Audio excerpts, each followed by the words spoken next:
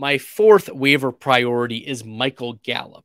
And Gallup already started off strong. Week 1 back from the ACL, he played 62% of snaps. He ran 23 routes. He had 3 targets. One of his receptions was for a touchdown, salvaged his day. He had 24 receiving yards, finished with 10.4 fantasy points, wide receiver 35. And I think that's kind of the floor for Michael Gallup.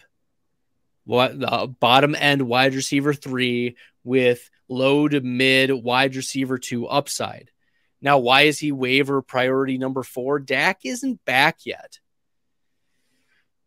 Now, maybe you can add him, and you should consider like him over Mike Boone. That's a possibility. But Michael Gallup needs to be on your radar for rostership, frankly. Like, he played his first game back 63% of snaps. Now, I'm also hesitant that we won't see a lot of Gallup like achieving the ceiling that you'd want given the loss of Amari Cooper, right? Maybe you see 1 or 2 big games from Michael Gallup, but that's it. We had seen prior to this year a significant decrease in pretty much every metric, at least in the counting stats. So his receptions were on pace to be a season low. Same thing with receiving yards, yards per reception, air yards were low, receiving touchdowns.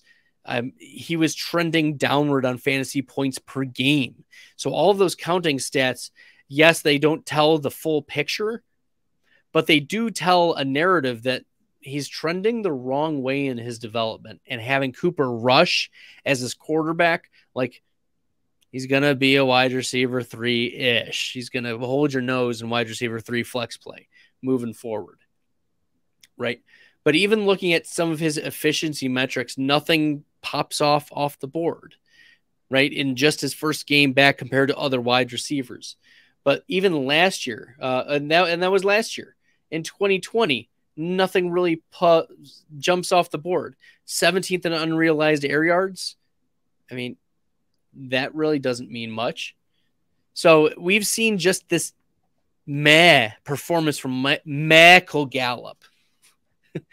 that was a bad pun. But nevertheless, Michael Gallup is a player that, depending on the size of your bench, could be wavered here based on his production week 1 coming back off the ACL. I expect his targets to go up. He's going to run a lot of routes in this Dallas offense. I mean, they were trotting out Simi Fehoko and Noah Brown, right? Michael Gallup is a superior talent to those players and is getting paid like it too. That's the thing about the Dallas Cowboys. We always want to keep in mind that the Dallas Cowboys are always willing to trot out their star players before they're ready. We saw last week the Dalton Schultz. That was a miss on my bad. That was my bad. He was one of my 2 misses last week. I thought Dalton Schultz would do pretty well. He put up a goose egg, but that's what we should expect from the Dallas Cowboys. If a player is even remotely available, they're going to play, which makes me hesitant to trot out the likes of Dak Prescott week 1 or 2 coming back off of the thumb injury, right? Even right now, Jerry Jones is saying, I don't think he's ready, but he's not really. Jerry Jones is not willing to rule out Dak Prescott right now. So I am concerned that Michael Gallup probably won't be hitting till later in the season. Thankfully, that is when we expect Dak to be back.